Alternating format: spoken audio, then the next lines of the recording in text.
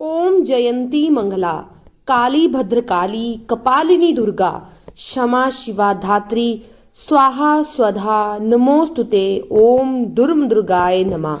शास्त्रों में इस प्रकार का वर्णन आता है कि माँ भगवती जगदम्बा चैत्र मास की शुक्ल पक्ष की प्रतिपदा तिथि पर इस धरती पर आती हैं और चैत्र मास की शुक्ल पक्ष की नवमी तिथि पर धरती लोक से वापस देवी लोक में चली जाती है। और जो ये 9 दिन और 9 रात्रि होती है, इन्हें नवरात्रि के नाम से जाना जाता है। और चैत्र मास की शुक्ल पक्ष की प्रतिपदा तिथि के दिन माँ भगवती जगदम्बा को अपने घर में विराजित किया जाता है।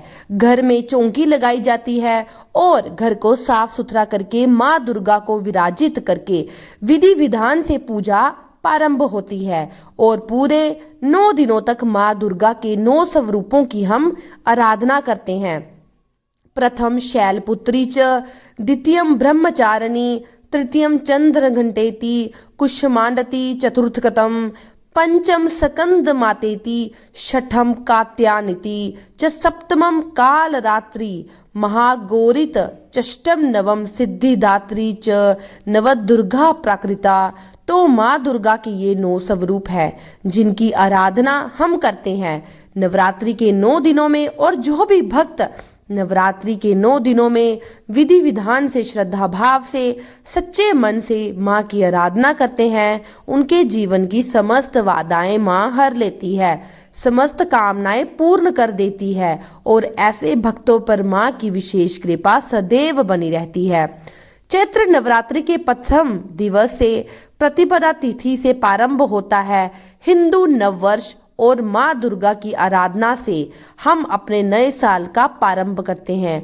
तो आज की वीडियो में मैं आपसे बात करने वाली हूँ चैत्र मास की प्रतिपदा तिथि कब प्रारंभ होगी, कब समाप्त होगी और नवरात्रि का प्रारंभ कब से हो रहा है, नवरात्रि का समापन कब होगा, किस समय कलश की स्थापना करें, माँ की चौकी विराजित करें जिससे कि माँ दुर्गा की विशेष कृपा हमें प्राप्त हो, और पूजा किस प्रकार से करें, नियम क्या होंगे, ये संपूर्ण जानकारी आपको आज की वीडियो में मैं शेयर करूंगी। तो बहुत महत्वपूर्ण है आज की वीडियो, पूरा ज़रूर देखें और अगर अच्छी लगती है तो वीडियो को लाइक शेयर और सब्सक्राइब जरूर कीजिए। ये एकमात्र जरिया है जिनसे मुझे पता चलता है कि आपको ये वीडियो अच्छी लगती है या नहीं। जानते हैं चैत्र मास की शुक्ल पक्ष की प्रतिपदा तिथि कब प्रारंभ होगी, कब समाप्त होगी। तो पंचांग के अनुसार चैत्र मास की शुक्ल पक्ष की प्रतिपदा तिथि का प्रारंभ हो रहा है 19 मार्च 2026 को, यानी गुरुवार के दिन सुबह 6:52 पर, और प्रतिपदा तिथि का समापन होगा 20 मार्च को सुबह 4:51 पर। तो ऐसे में 19 मार्च 2026 यानी कि गुरुवार से चैत्र मास की नवरात्रि का प्रारंभ हो रहा है और 19 मार्च 2026 से ही नव वर्ष का भी प्रारंभ हो रहा है, अर्थात हिंदू नववर्ष का प्रारंभ 19 मार्च 2026 से होगा। अब जानते हैं कि नवरात्रि के पहले दिन कलश की स्थापना करने का शुभ मुहूर्त क्या है। तो इस बार नवरात्रि में कलश की स्थापना करने के 2 शुभ मुहूर्त आपको प्राप्त होंगे। पहला तो मीन लगन में सुबह सुबह ही है, सुबह 6:52 से सुबह 7:43 तक कलश की स्थापना करने का शुभ मुहूर्त है। और अगर आप किसी भी कारणवश इस मुहूर्त में कलश की स्थापना नहीं कर पाते तो दूसरा शुभ मुहूर्त है अभिजीत मुहूर्त, जो कि दोपहर 12:05 से दोपहर 12:52 तक प्राप्त होगा। तो ऐसे में जो दोनों शुभ मुहूर्त है, इन्हीं दोनों शुभ मुहूर्त में आप किसी भी अपनी सुविधा के अनुसार कलश की स्थापना कर सकते हैं। इस बार नवरात्रि पूरे 9 दिन की है, जैसे कि 19 मार्च को नवरात्रि का प्रारंभ होगा और नवरात्रि का समापन हो रहा है 27 मार्च 2026 को। 26 मार्च को महाअष्टमी है, मतलब दुर्गा अष्टमी, और 27 मार्च को नवमी तिथि है जिसको हम रामनवमी, माँ सिद्धिदात्री की पूजा और भगवान श्री राम का जन्मोत्सव मनाते हैं। और 28 मार्च 2026 को यानी कि शनिवार के दिन नवरात्रि व्रत के पारण का दिन है। जो भी भक्त व्रत करते हैं पूरे 9 दिनों का, उनके लिए पारण का जो दिन होता है वह दशमी तिथि होती है। तो शनिवार के दिन 28 मार्च को व्रत का पारण करेंगे। मैं उम्मीद करती हूँ आपको मेरी ये वीडियो पसंद आई होगी।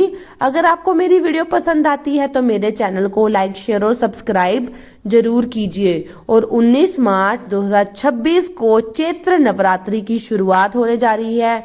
इस दिन नवरात्रि पूरे 9 दिन की होने वाली है और इसी दिन हमारे जो हिंदू नववर्ष के जिसको हम नए वर्ष का आगाज, नए कैलेंडर का आगाज जिसको बोलते हैं, इसी दिन जो है होने जा रहा है। तो माँ जगदम्बा आप सबके जीवन को खुशियों से भर दे। जो भी भक्तजन पूरे विधि विधान से पूरे इन 9 दिनों में माता की कलश की स्थापना करके उनकी पूजा करते हैं, इससे उनके घर में सदैव ही सुख शांति जो है बनी रहती है। और माता की कृपा से आपके अंदर अगर आपने कोई भी कामना अपने मन में सोची हुई है तो वो आपकी कामना जो है पूरी होती है। और जब हमारी कामना पूरी होती है तो हमारा मन खुश होता है, और मन खुश होता है तो परिवार के वातावरण में सुख शांति का अनुभव हमें देखने को मिलता है। जब हम खुश होंगे तभी हम अपने परिवार वालों को भी खुश रख पाएंगे। मैं उम्मीद करती हूँ आपको वीडियो पसंद आई होगी। जय माता दी।